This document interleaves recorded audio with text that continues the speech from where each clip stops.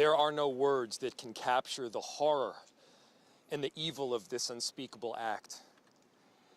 Children are dead. There are families that have a deceased child.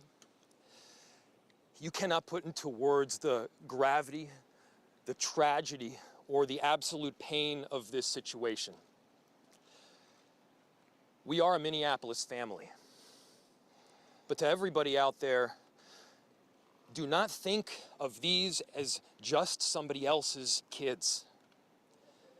Those families are suffering immense pain right now. Think of this as if it were your own. Every one of us needs to be wrapping our arms around these families, giving them every ounce that we can muster. These were Minneapolis families. These were American families. And the amount of pain that they are suffering right now is extraordinary. And don't just say this is about thoughts and prayers right now. These kids were literally praying. It was the first week of school. They were in a church. These are kids that should be learning with their friends. They should be playing on the playground. They should be able to go to school or church in peace without the fear or risk of violence, and their parents should have the same kind of assurance. These are the sort of basic assurances that every family should have, every step of the day, regardless of where they are in our country.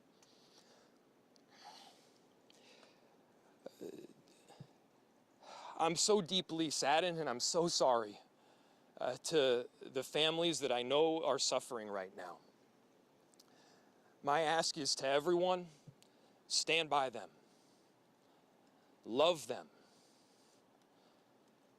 These families have forever been changed, and we've all been changed with them.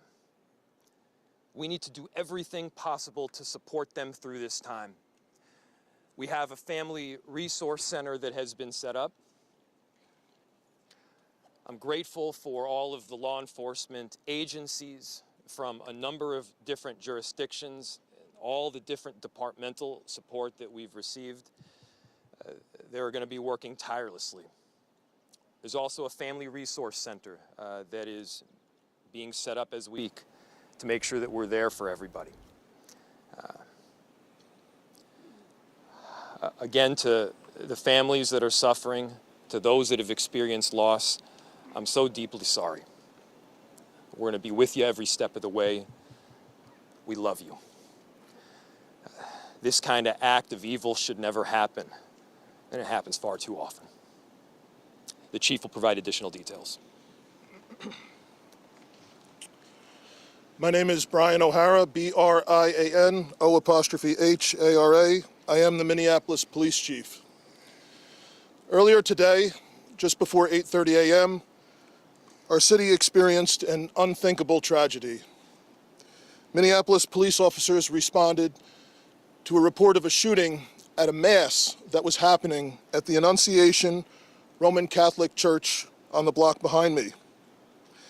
This worship service was marking the first week of school for children that are attending the Annunciation Catholic School. During the mass, a gunman approached on the outside, on the side of the building, and began firing a rifle through the church windows towards the children sitting in the pews at the mass. Shooting through the windows, he struck children and worshipers that were inside the building. The shooter was armed with a rifle, a shotgun, and a pistol. This was a deliberate act of violence against innocent children and other people worshiping. The sheer cruelty and cowardice of firing into a church full of children is absolutely incomprehensible. Police officers from the Minneapolis Police Department immediately responded, entered the church, and attempted to provide first aid and rescue some of the children that were hiding throughout the building, while other first responders came and EMS responded to rush victims to nearby hospitals. 2 young children, ages 8 and 10, were killed where they sat in the pews. Their parents have been notified. 17 other people were injured, 14 of them being children. 2 of those children are in critical condition. The coward who fired these shots ultimately took his own life in the rear of the church. Our hearts are broken for the families who have lost their children, for these young lives that are now fighting to recover, and for our entire community that has been so deeply traumatized by this senseless attack. We will stand together to protect our children, our schools, and our houses of worship. This deliberate act of violence is just a sign of cruelty that is beyond comprehension. Our hearts are broken for everyone that's been affected by this tragedy. As we begin the difficult path of healing, I want the community to know this, that even in the face of such evil, the Minneapolis Police Department and all of our law enforcement partners stand with our community.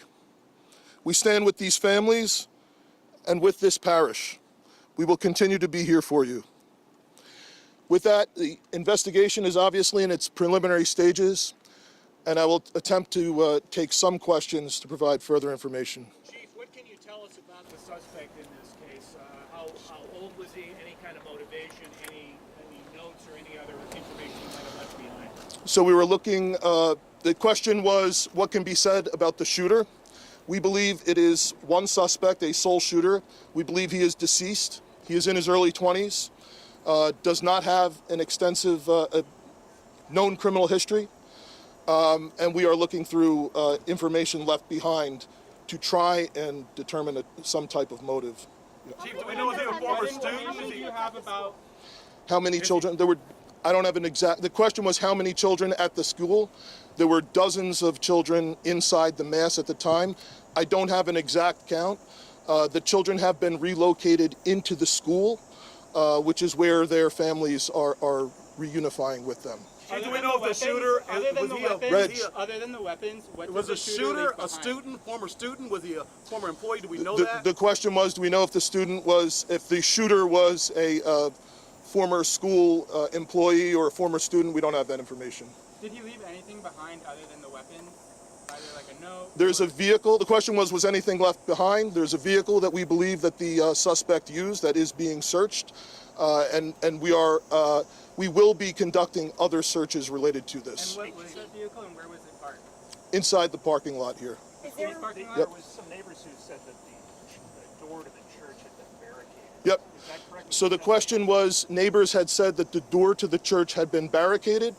The shooter approached on one side of the church building, and on that side, at least 2 doors, it appears there had been like a 2x4 placed. So not all of the doors around the building, but on the side where the shooter did fire. And on the outside. On the outside, yes. Is there a reason why officers are going? Were there any explosives that were found? The question was there any explosives? There were reports of that.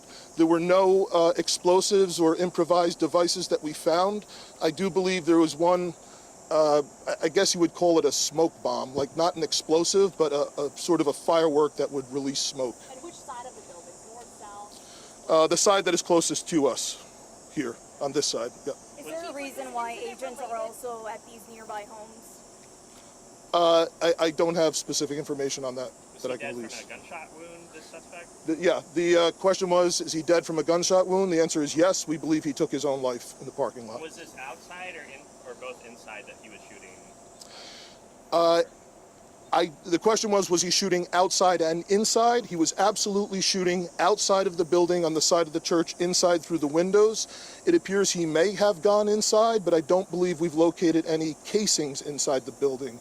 So I'm not certain if he fired also while inside. It appears, if not all, most of the shooting happened outside the building. Chief, is this shooting related to any other shootings that happened in the last 24 So, hours? yeah, Taylor's asking, is this related to any of the other shootings? This does not appear to be related to any other shooting in the city. Do you know approximately how many rounds were fired? The question was how many rounds. I would say it's in the dozens. We don't have an exact count. There's a sidewalk on the outside as well as a grassy area, so obviously we are going through and taking our time to process the scene. Was he firing just one weapon, like the rifle? Or The question was he firing one weapon? We believe he had fired all three. He had a rifle, a shotgun, and a pistol.